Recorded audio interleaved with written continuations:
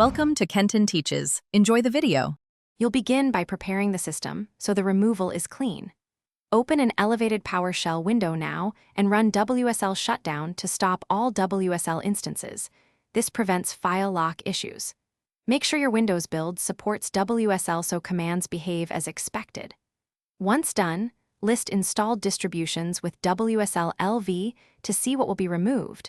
Note their names because you'll unregister them next. These steps minimize leftover data and avoid requiring a later reinstall or repair.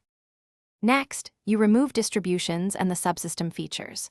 For each distro shown earlier, run WSL unregister distro name. This deletes its file system and settings.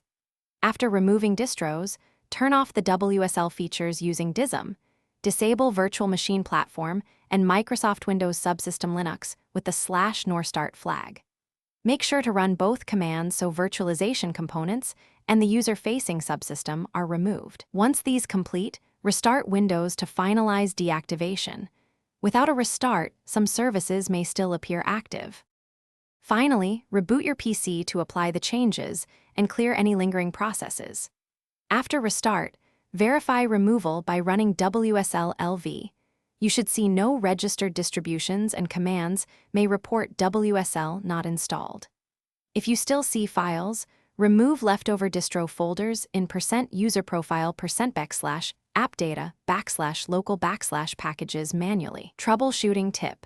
If WSL commands error or features won't disable, run sfc/scano and then retry the DISM disable commands.